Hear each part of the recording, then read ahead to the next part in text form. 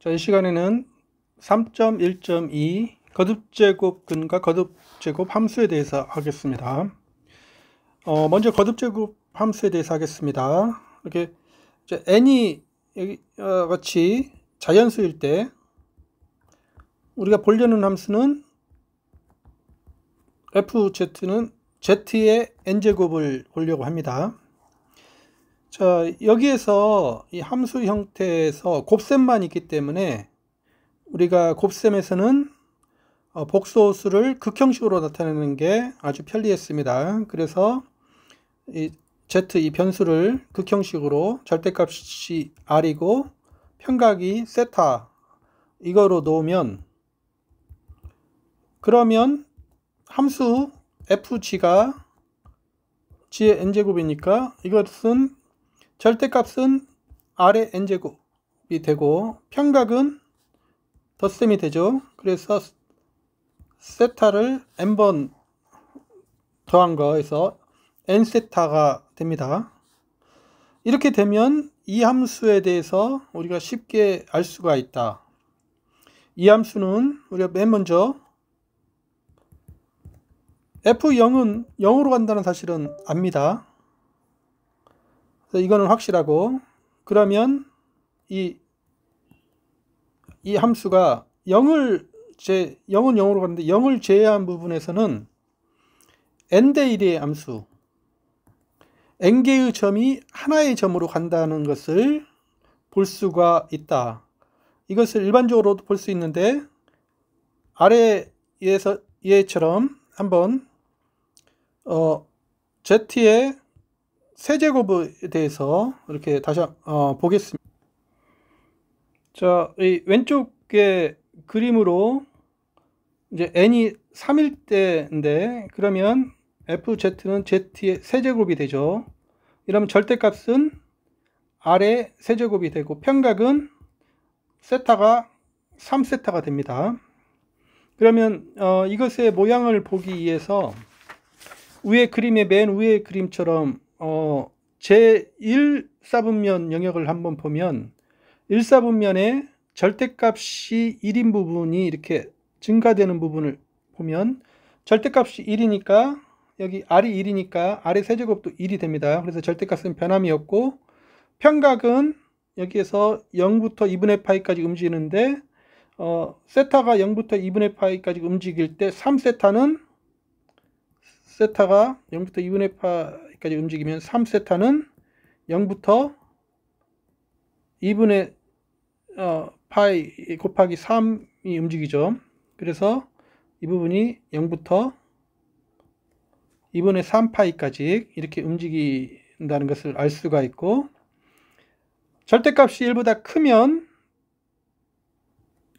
그럴 때 이제 세타를 0부터 2분의 파이 움직이면 이 아래 세제곱이 굉장히 이 절대값이 커져서 원래 정의역보다 절대값이 커지면서 평각은 똑같이 0부터 2분의 3파이까지 이렇게 간다는 사실을 알 수가 있고, r이 1보다 작으면 r의 세제곱은 굉장히 빨리 0에 가까이 이렇게 되죠.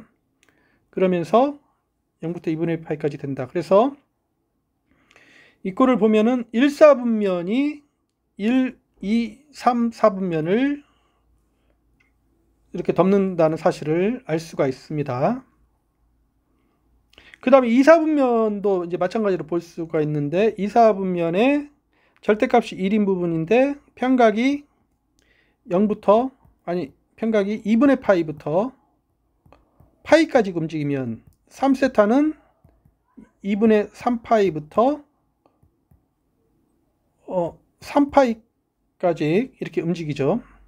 그래서 절대값이 1인 부분이 2분의 3파이부터 시작해서 파이가 증가해서 3파이까지 이렇게 움직인다는 사실을 알 수가 있고, 절대값이 큰 부분은 아래 세제곱은 굉장히 절대값이 커져서 이렇게 멀리 이렇게 돈다는 사실을 알 수가 있고, 절대값이 작은 부분은 굉장히 0에 가까이에서 이렇게 돈다는 사실을 알 수가 있다. 그래서 2사분면은 여기 4사분면, 1사분면, 2사분면으로 간다는 사실을 알 수가 있습니다.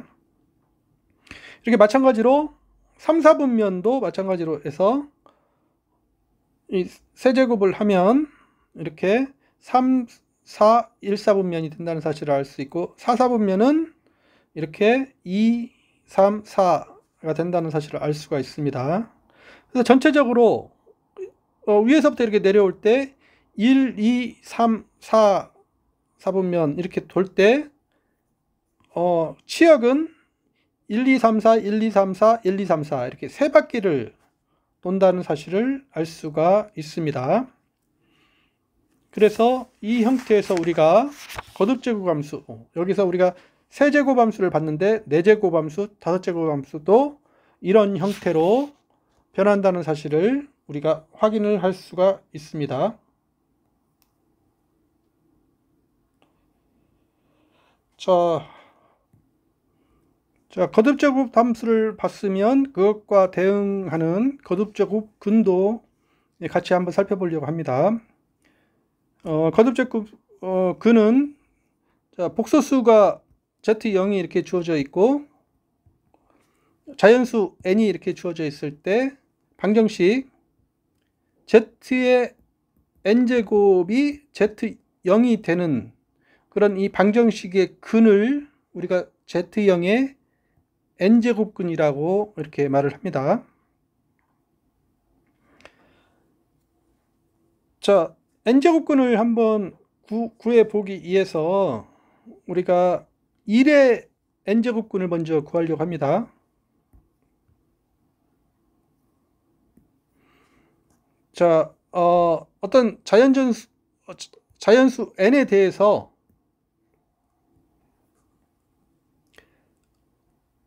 n제곱근은 1의 n제곱근은 다 구할 수가 있는데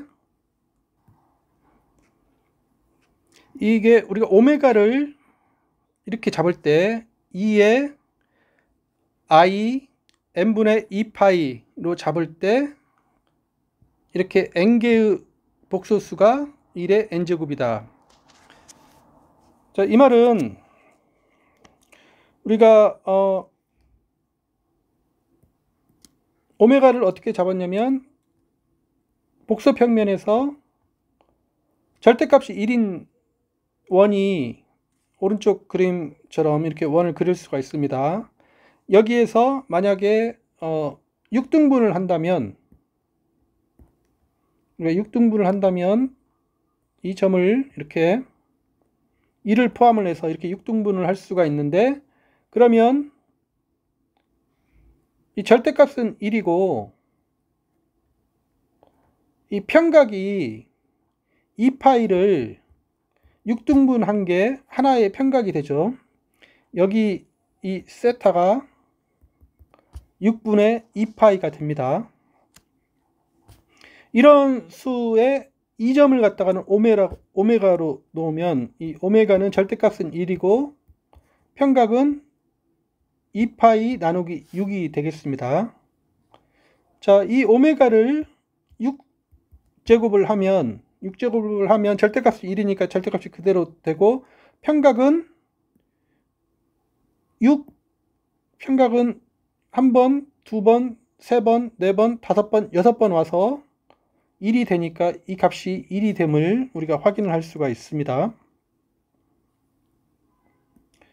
그러면 이럴 때 오메가의 제곱을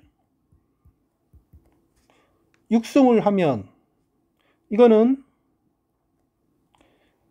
오메가의 제곱을 육승을 하는 것은 6을 제곱한 거나 마찬가지인데 오메가의 6이 1이니까 1의 제곱이니까 이것도 1이 되죠. 오메가의 세제곱을 육승을 하는 것도 오메가의 6제곱의 3승인 것 마찬가지니까 1의 세제곱을 해서 이게 1이 된다. 그래서 이게 오메가의 4제곱도 6승을 하면은 6제곱을 하면 1이 되고 오메가의 5제곱도 6제곱을 하면 1이 되고 오메가의 6제곱은 이게 1이니까 1의 6제곱이니까 이것도 1이 됩니다. 그래서 일반적으로 자연수 n이 있을 때 1, 오메가의 제곱 등등 해서 오메가의 n-1제곱 이게 다 n제곱근이라는 사실을 우리가 확인을 할 수가 있습니다. 이 그림에서 오메가의 세제곱에서 1이 되는 것은 이 그림에서 이것의 평각은 이 전체를 3등분 한 것에 1이니까 평각은 2파이를 3등분 한 거죠. 에타는 이렇게 된 것을 우리가 확인을 할 수가 있습니다. 자, 이것을 증명을 해보면 앞에 거 이 정리를 일반적으로 할 수가 있죠. 자, 왜냐하면 우리가 z의 n제곱 그걸 풀어야 되니까 극형식으로 이거로 놓겠습니다. 그러면 우리가 풀어야 될 방정식은 z의 n제곱은 1인데 이것을 극형식으로 놓고 보면은 이게 r의 n제곱은 2의 i n 세타가 되죠. 그리고 1은 극형식으로 절대값이 1이고 평각은 0으로 이렇게 놓을 수가 있으니까 이게 1 곱하기 2의 i 0과 이렇게 같게 되겠죠. 그래서 두 복소수가 극형식으로 이렇게 됐을 때 우리가 뭘 알 수가 있냐면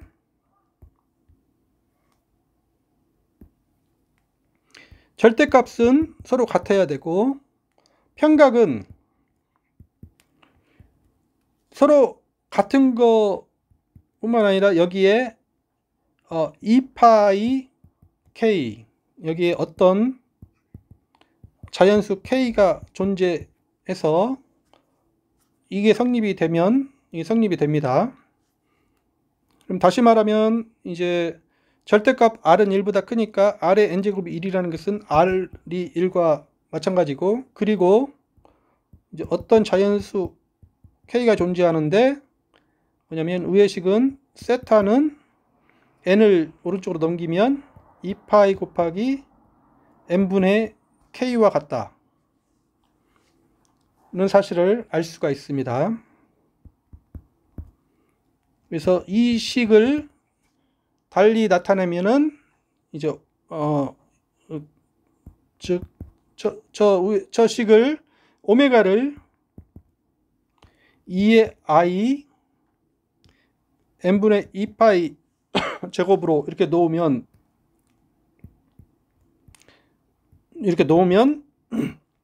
1 오메가의 제곱 오메가 n-1 이것이 1의 모든 n제곱근임을 확인할 수가 있습니다.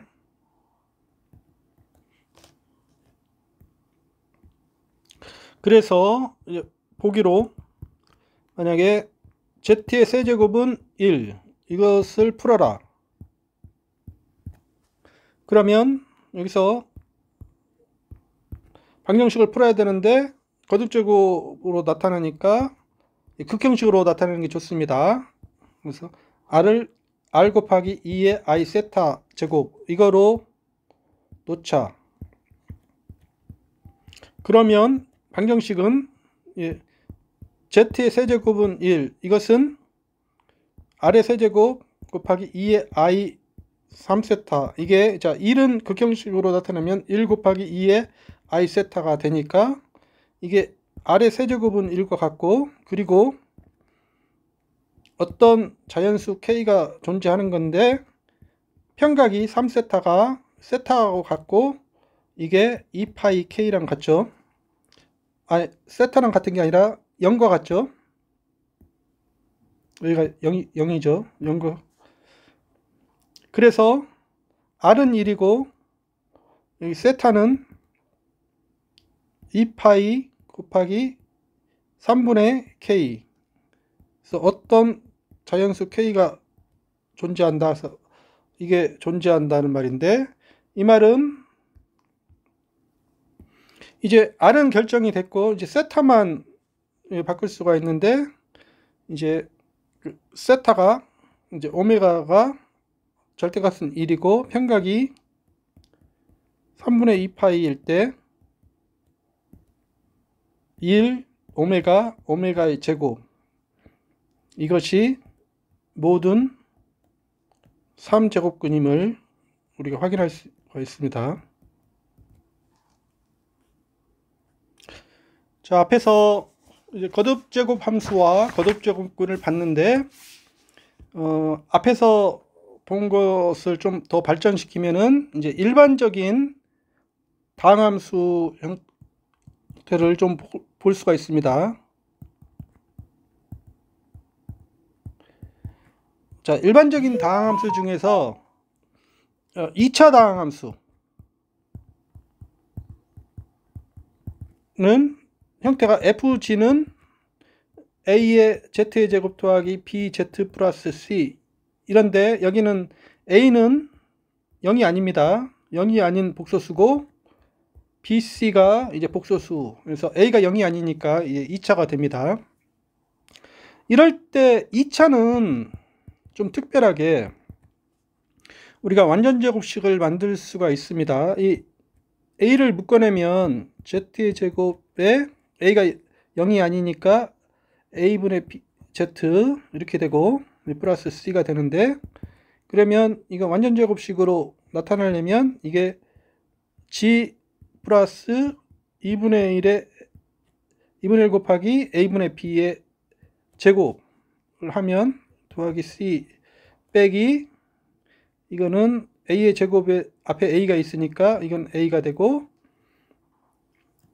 여기 4가 되고, 이제 b의 제곱 이렇게 되죠. 그러면 이거는 a 곱하기 g 더하기 2a분의 b의 제곱 더하기 4a분의 4ac 빼기 b의 제곱, 이런 형태로 이렇게 놓을 수가 있는데,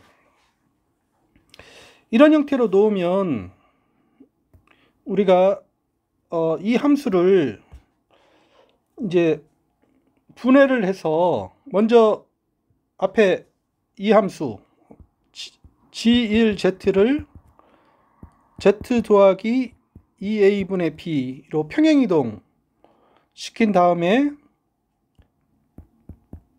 이것은 제곱함수로 한 다음에 g3z를 a의 z제곱을 한 다음에 g4g를 z 더하기 평행이동 4a분의 4ac 빼기 b의 제곱으로 이렇게 분해를 하면 우리가 쉽게 알 수 있는데, 첫 번째 함수는 평행이동이고, 두 번째 함수는 z의 제곱이고, 세 번째 함수는 회전 확대 축소, 네 번째 함수는 평행이동이니까 이 각각의 함수가 우리가 쉽게 분석이 가능합니다. 그래서 일반적인 2차 함수는 이렇게 분해를 해서 보면은 쉽게 알 수가 있다. 특히 여기서 이제 평행이동이나 확대 축소는 모양의 변화나 회전 모양의 변함이 없고, 이 z의 제곱, 이 g 제곱이 핵심적인 역할을 한다는 사실을 알 수가 있다. 사실을 확인을 할 수가 있습니다. 그래서 2차 다항함수는 이렇게 해서 분석이 아주 쉽게 된다. 그러나 3차 이상부터는 이런 분석이 쉽게 되지는 않습니다. 3차부터는 굉장히 복잡해서 이제 다루기가 쉽지 않습니다. 그런데 이제 일반적으로 n차 다항함수는 일반적으로 유한계의 점을 빼면 n개의 점이 하나의 점으로 가게 되는 그런 함수라는 것을 이런 함수를 통해서 이해를 할 수가 있습니다. 그래서 이와 같이 다항함수에 대해서 이제 간단한 다항함수를 살펴봤고, 일반적으로는 2차 다항함수까지 살펴봤습니다. 네, 수고하셨습니다.